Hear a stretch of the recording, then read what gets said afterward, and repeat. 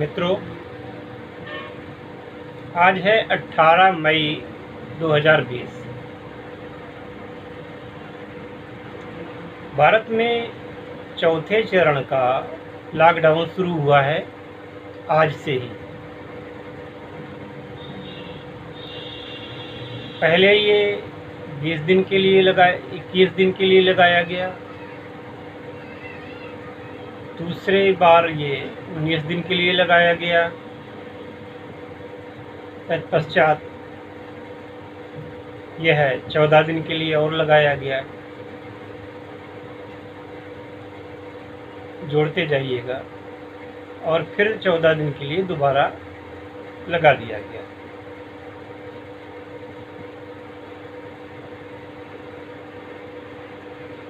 कहा यह जा रहा है कि हम जनता की रक्षा के लिए ऐसा सब कुछ कर रहे हैं।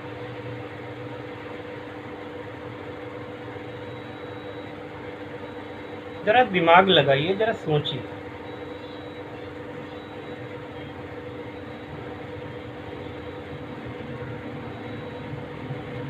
कितना आर्थिक नुकसान हुआ, कितने लोग घरों की ओर भागे, रास्ते में मारे गए। कुछ तो थकान से मारे गए, कुछ भूख प्यास से मारे गए। और जैसा कि आप जानते हैं कि रेल की पटरियों में कुछ लोग मारे गए ट्रेन चढ़ जाने की वजह से।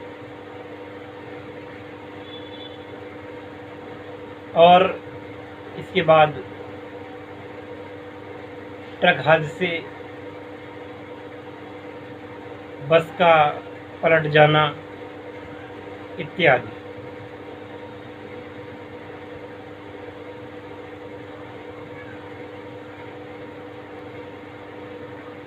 ऐसा सब क्यों हो रहा है?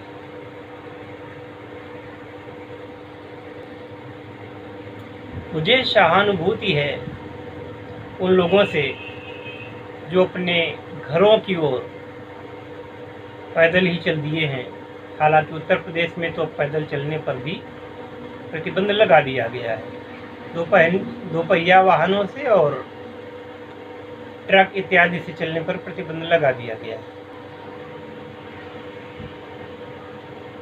आखिरकार आपने जिन गांवों को पिछड़ा कह करके, निर्धन कह करके और अशिक्षित कह करके जिन गांवों का आपने मजाक उड़ाया था और छोड़ करके चले गए थे, त्याग दिया था गांवों को,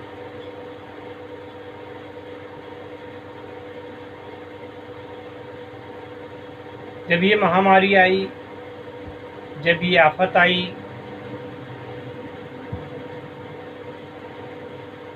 अब आप लोग इतना उतावले होकर के गांव की ओर भाग रहे हैं।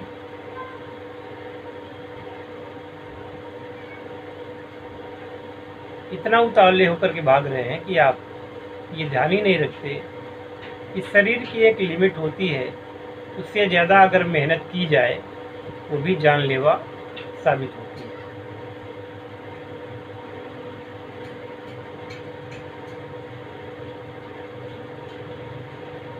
दूसरी तरफ मैं देख रहा हूँ, जैसे ही शराब की दुकानें खुली, गुटखा, तंबाकू इत्यादि की दुकानें खुली,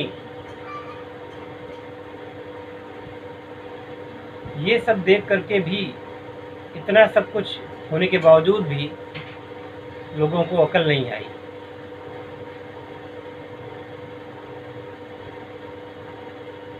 पूरे दिन शराब बिकती है और मदिरालयों में किसी भी नियम का पालन नहीं होता।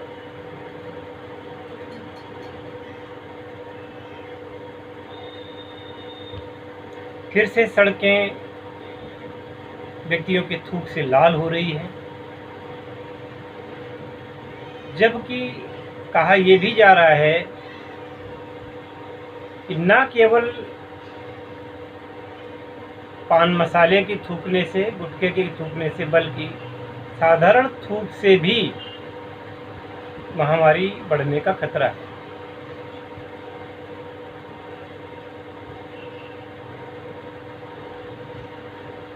फिर भी लोग नहीं समझ रहे।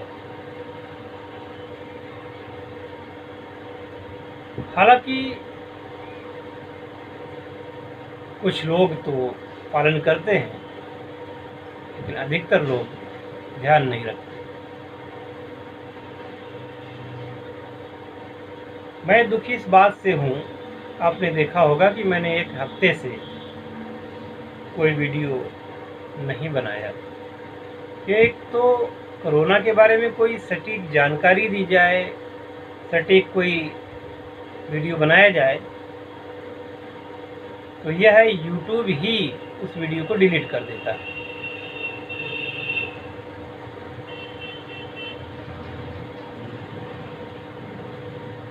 ये अंतर्राष्ट्रीय षड्यंत्र है। लेकिन उन लोगों के जीवन से क्या, जो लोग मारे जा रहे हैं, जो लोग बीमार हो रहे हैं, जो मर रहे हैं और जो आगे भी इस बीमारी से मरेंगे।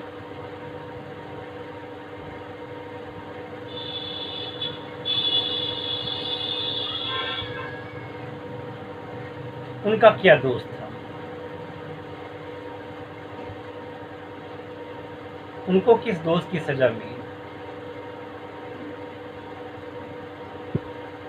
भगवान न करे कहीं आप लोगों में भी किसी को ऐसा हो जाए, इसमें आपका क्या दोष है? सरकारों को भी ये चाहिए कि जनहित में काम करें, परंतु देखा यह गया है कि कोई भी पार्टी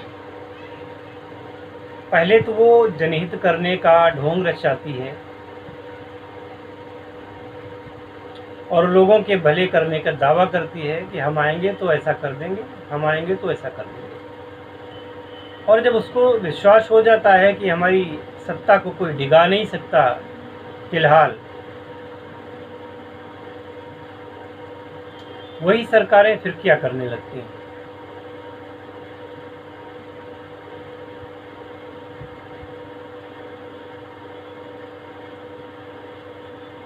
ऐसा लगता है कि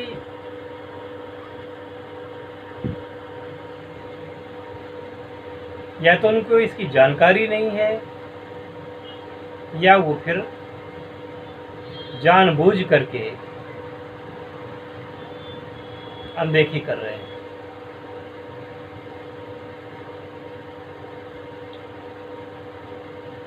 राष्ट्र पहले है, देश पहले है,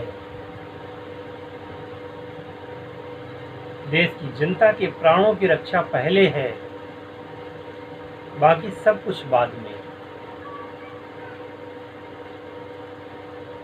इसलिए जनता के प्राणों की रक्षा होनी ही चाहिए।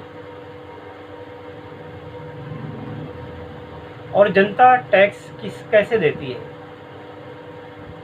जनता को टैक्स देना ही पड़ता है,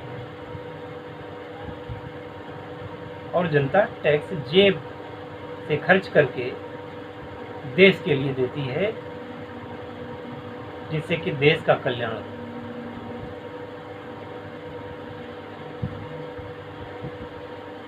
तो ये पैसा जनता के लिए खर्च होना चाहिए और विवेक से काम लेना चाहिए। तो इसमें अगर किसी विपक्षी पार्टी का भी कोई सही सुझाव हो तो उसको मान लेना चाहिए, क्योंकि देश पहले है। सरकारें आती हैं जाती हैं, सरकारें आती रहेंगी जाती रहेंगी, पर पाप की गठरी इतनी नहीं अपने सिर बांध लेनी चाहिए कि आपको लोग याद करें भविष्य में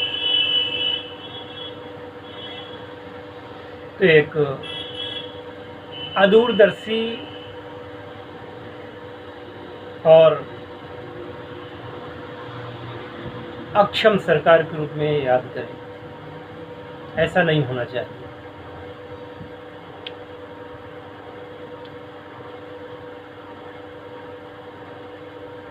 जनता से यही कहना है, भारतीय जनमानस से, कि अपने जीवन की रक्षा के लिए प्राकृतिक चिकित्सा और प्राकृतिक उपायों की खोज में रहे। आप ये देख रहे होंगे कि होम्योपैथिक, आयुर्वेदिक, आयुष की दवाइयाँ बात तो की जाती है, और आयुर्वेदिक चिकित्सकों को कितने कोरोना के मरीज सौंपे गए। एक विदेशी चिकित्सा पद्धति हावी है भारत पे, जबकि उनके पास इसका कोई इलाज नहीं है। आपके शरीर की क्षमता, आपकी इम्यूनिटी, आपकी प्रतिरोधक क्षमता ही आपको बचा सकती है। एक वाक्य में यही कहूँगा कि प्राकृतिक जीवन शैली अपनाइए और आयुर्वेदिक दवाइयों का सेवन करें, शाकाहारी बने। ये संक्रमण काल चल रहा है, कलयुग की प्रधानता है। भगवान का नाम लें और आदर्श जीवन शैली अपनाएं। प्रभु आपके जीवन की रक्षा करे, आपके सगे संबंधियों, मित्रों, रिश्तेदारों सहित आप सबकी रक्षा करें। हरि ओम।